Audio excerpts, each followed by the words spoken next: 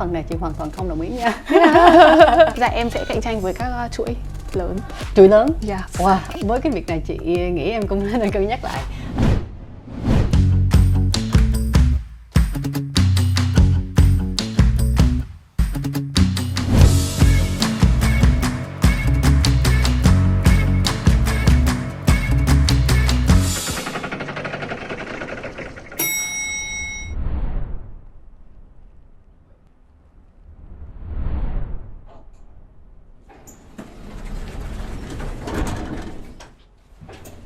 Chào chị. Rất vui được gặp chị ở đây. Em là Khánh Linh, em rất thích vòng cổ của chị. Cảm ơn em.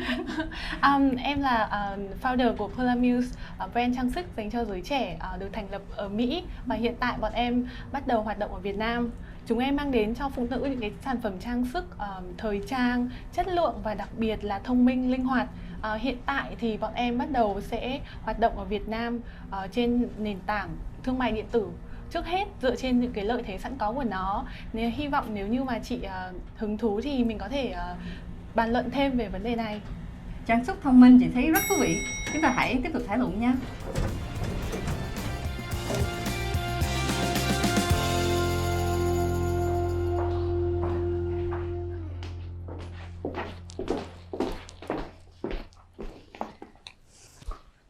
Hồi nãy ở trong thang máy thì em có mô tả sơ bộ về công ty của em. Vậy giờ em có thể mô tả chi tiết hơn giùm chị nha. Bên bọn em sẽ chú trọng vào những cái sản phẩm trang sức mà nó thông minh, linh hoạt và chất lượng. Đặc biệt là phù hợp túi tiền đối với những bạn trẻ. Đó chính là cái nhóm khách hàng mà bọn em đang hướng tới. Đối với bọn em, thông minh có nghĩa là mình có thể sử dụng món trang sức đấy mọi lúc, mọi nơi và mọi hoàn cảnh. Nghĩa là mình sẽ không cần phải thay đổi quá nhiều. Và như thế cũng là một cái cách mà tiết kiệm rác cho môi trường, kiểu như vậy. Và linh hoạt ở đây có nghĩa là với ví dụ như bọn em có một cái sản phẩm signature item đầu tiên, đó là một cái charm. Thì cái charm đó bạn có thể sử dụng cho vừa khuyên tai, vừa vòng cổ, vòng tay và thậm chí là xỏ vào dây giày, hay là bất cứ một cái gì đó dựa theo cái sức sáng tạo của bạn. Thì mình muốn cổ vũ các bạn là với thời trang các bạn nên linh hoạt hơn trong cái cách mix and match như vậy. Yeah. Ok, chị nghe thấy hay. Bởi vì với một cái công ty khởi nghiệp, mình chỉ có 2 công việc chính mình phải làm. Thứ nhất là tạo sản phẩm, thứ nhì là tìm khách hàng. Thì cảm thấy là em đã tạo được sản phẩm rồi, thì giờ mình chỉ cần tập trung vào cái việc là tìm khách hàng, là cái marketing, tiếp thị. Thì cho chị hỏi là với cái việc tiếp thị thì trước tiên là mình phải hiểu là khách hàng của mình là ai. Vậy em có thể định nghĩa giùm chị hiểu là cái khách hàng của em là như thế nào? Dạ, khách hàng mục tiêu của bọn em là những phụ nữ, những bạn gái độ tuổi từ 18 đến 34 hay ở trong nhóm Millennial và Gen Z. Đấy là những cái người mà sử dụng công nghệ rất là nhiều và những bạn yêu thích thời trang. Đặc biệt là các bạn cũng sẽ có một cái khoản thu nhập khá, trung bình khá trở lên, 12 đến 15 triệu một tháng. Vậy một giá trung bình của sản phẩm của em là như thế nào? Dạ, giá trung bình của bên em đấy là sản phẩm bạc và bạc mạ vàng, đấy là khoảng từ 800.000 đến 1,5 triệu hoặc đến 2 triệu tùy từng sản phẩm. Vậy cho chị hiểu ví dụ là cái bộ bông tai của em là bao nhiêu tiền? Dạ, bông tai của bên em bây giờ bọn em dự tính sẽ bán với giá 1,2 triệu. 1,2 triệu. Và cái vòng cổ? Dạ, khoảng 1,5 triệu đến 1,6 triệu. 1,5 triệu. Cũng đối với chị thấy là hơi mắc ha. Đôi mắt. Đối với một bạn mà 18 tuổi mà họ cũng thu nhập cũng không nhiều, hoặc là một người mà thu nhập chỉ khoảng tầm 12 triệu, họ dành 1,2 triệu để mua bông tai là khoảng 10% của thu nhập của họ hàng tháng rồi. Thì có thể là cái phân khúc mà em tập trung vào có thể là hơi rộng hả? Tại từ 18 tuổi tới 35 là cũng 17 năm. Thì chị sợ là sở thích của mọi người sẽ thay đổi, khả năng thu nhập của họ sẽ thay đổi, và cái nhu cầu về trang sức cũng sẽ thay đổi. Vậy với bên chăm sóc khách hàng đi, ví dụ bên em ai là người quản lý cái việc đó và họ sẽ quản lý như thế nào? Hiện tại thì bọn em chưa vào hoạt động, cho nên hiện tại là cái việc chăm sóc khách hàng thì bọn em vẫn thực sự là vẫn đang tuyển dụng một bạn. Ở chiến dịch đầu tiên bọn em sẽ có một cái giveaway hợp tác cùng các bạn influencer. Thì mình sẽ khuyến khích các bạn là đăng ký sign up email.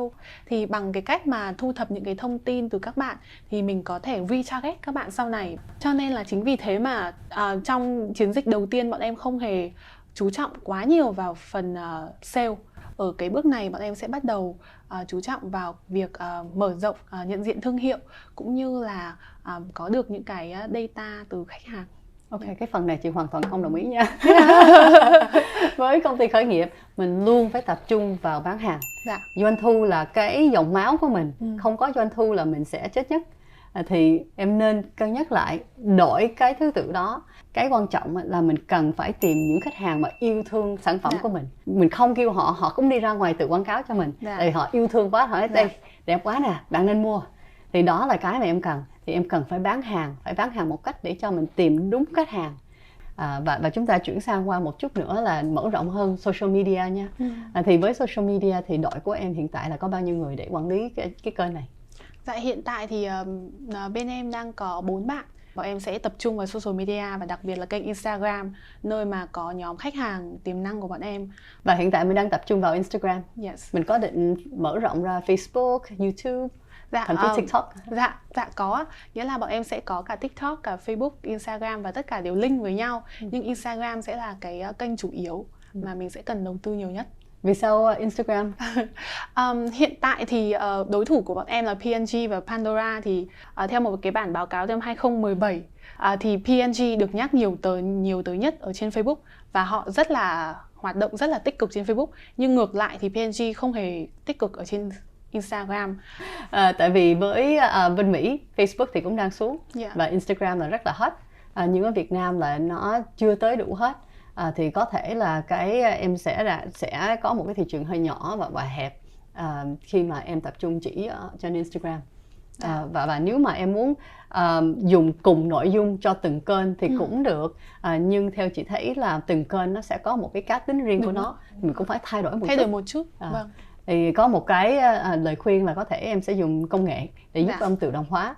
Thì bên chị cũng dùng phần mềm Buffer để giúp mình post từng cái trang. Thì mình cứ có thể đưa lên, nó miễn phí cho một phần cái post, rồi sau đó là mình không cần dùng con người để tự post, nhưng cái đó nó sẽ tự post lên cho mình.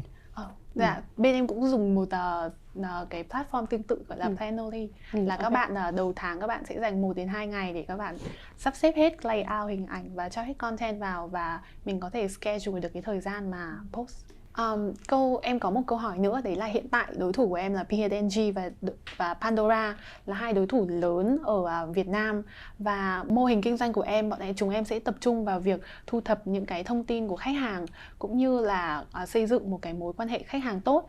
Vậy thì sau một thời gian khi mà đã làm tốt những cái việc đấy thì theo chị thì bọn em có thể sử dụng những cái tài nguyên đó làm như thế nào để mình có thể sử dụng nó để có thể giữ vững được cái vị thế của mình trước những đối thủ lớn?